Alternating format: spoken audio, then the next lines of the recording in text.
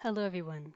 The goal for today's video is to review some exponent properties and to use those properties to simplify expressions similar to what we will need to work with as we are simplifying the expressions that are involved in geometric series.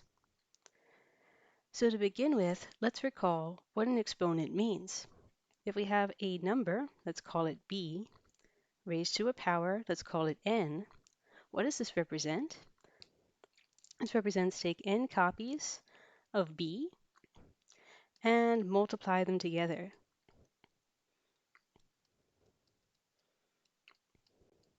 And this applies in the case that n is a whole number.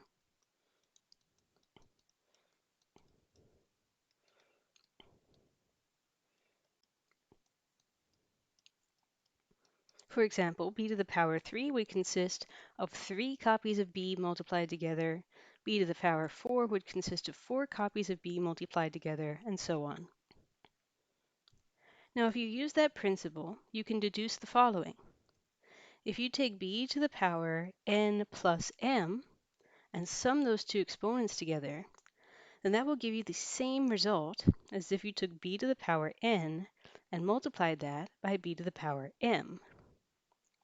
For example, b to the power 5 consists of 5 copies of b multiplied together, and that would be the same as if I took 2 copies of b multiplied by 3 copies of b.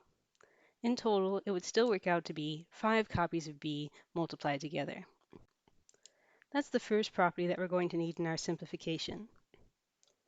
The second property that we'll need as we simplify is that if you have b to the power, an exponent up here, which is a product, say b to the power n times n, then that's equivalent to if you took b to the power n and raised that quantity to the power m, or vice versa.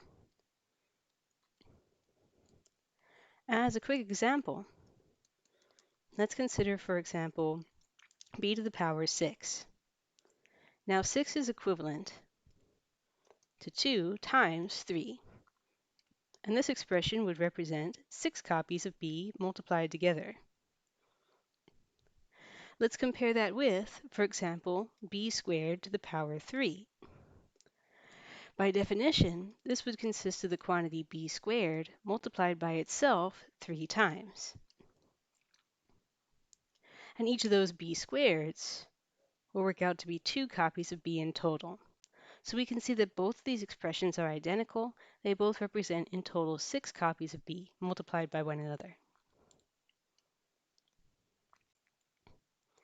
The next exponent property that we'll need is the exponent property that tells us how to deal with negative exponents. b to the power negative n, for example. This is equivalent to if you took the reciprocal of b to the power n. So for a quick example, if you wanted to make sense of 2 to the power minus 3, then that would be equivalent to taking 1 and dividing it by 3 copies of 2.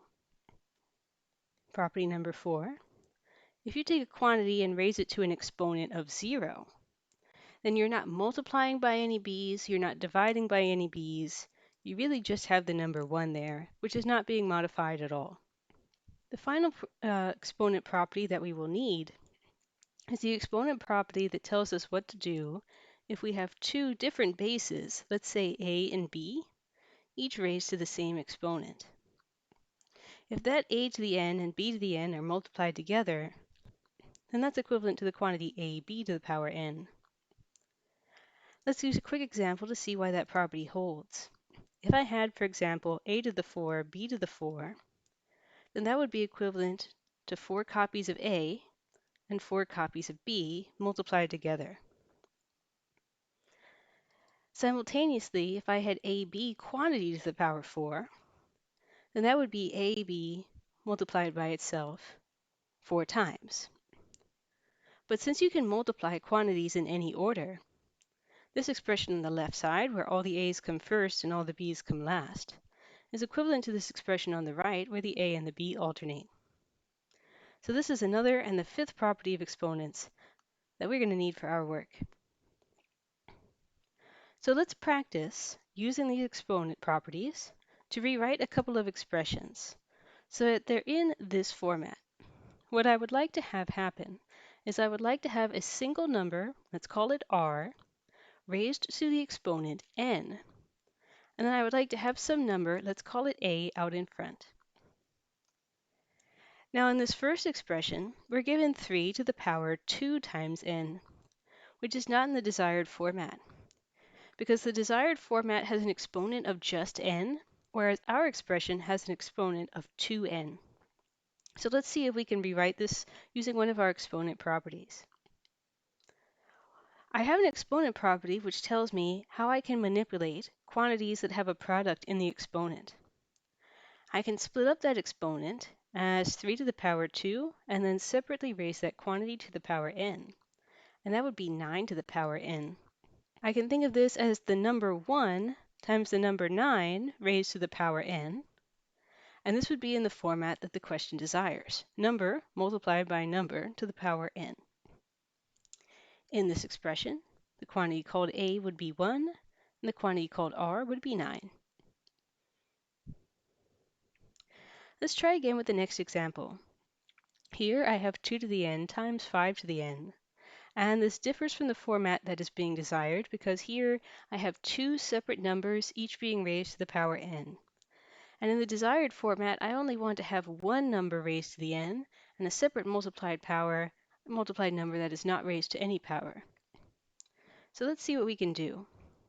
I have that exponent property that says that if you have two different bases raised to the same exponent, then that's equivalent that if you multiply the two bases under that common exponent.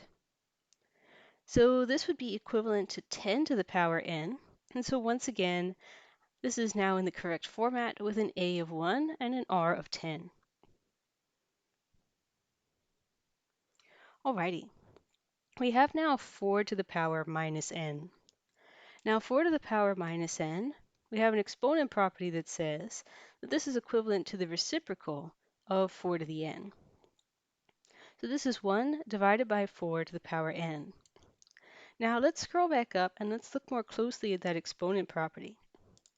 Notice that, for example, with 2 to the power minus 3, equivalent to 1 over 2 times 2 times 2, then that would be the same thing as 1/2 times 1/2 times 1/2, or in other words, 1/2 to the power 3. So 2 to the power minus 3, or more generally b to the power minus n, is equivalent to the reciprocal of b, 1 over b, multiplied to the power n. And that's just because 1 raised to any exponent returns another just plain copy of 1. So that's what's going on here. Returning to this example, I can rewrite this as the number 1/4, quantity raised to the power n, and now I can identify that a is 1 and r is 1/4 as compared to the template in the problem. What about d? We have 7 raised to the exponent n minus 1, which I can think of as 7 raised to the exponent n plus negative 1. Now I have an exponent property that says that sums in the exponent can be transformed into a product of these two bases, 7 to the power n and separately 7 to the power minus 1. So now I have rewritten this question in the format desired by the problem. I have a number, 7 to the power minus 1, the reciprocal of 7, getting multiplied here in the front. And then compared to the template in the problem, the base under this n is 7.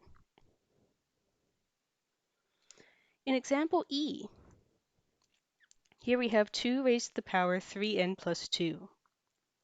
Using the exponent properties, I can split this as 2 to the 3n, multiplied separately by 2 to the 2, turning that sum of the exponents into a product of bases.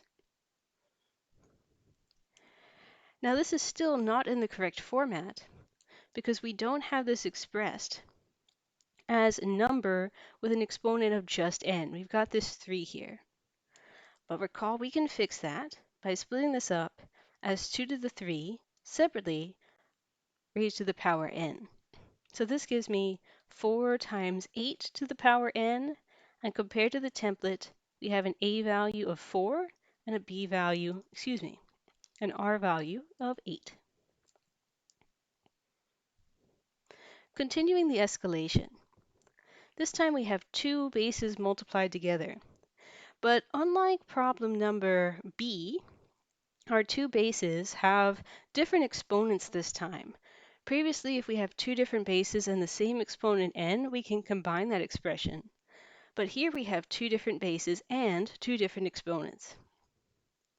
To fix that, let's try working on each of these individual factors separately and turn this, for example, into 3 to the 2 to the power n multiplied by what we now know can be written as 1/4 the reciprocal of 4 to the power n. If I simplify that, that's 9 to the power n times 1/4 to the power n. So now I have a matching in the exponents, and we have an exponent property to say that this is equal to 9/4 to the power n. So, compared to the template, we have an a value of 1, and the quantity under the n is equivalent to 9/4. A final example, suppose we had this quantity, where we once again have two different bases and a mismatch in the exponents as well. As before, let's separately work on simplifying each expression. I'm going to turn this 5 to the 2n plus 1 into a 5 to the 1 multiplied by 5 to the 2n, when we know the latter can be rewritten as 5 squared quantity to the n. Then I'm going to work on that 6, and I'm going to split that as 6 to the power 1 and 6 to the power negative n. Now let me rearrange this product a little bit and gather this 5 and this 6 together. And I'm going to turn that 5 squared into a 25.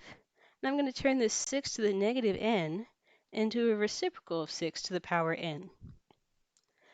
Now, using our last exponent property, let's combine these two factors in the back into a 25 over 6 to the power n. So now, having used those exponent properties, this is in the format we want. The number multiplied in front is 30, and this quantity under the n is equal to 25 over 6.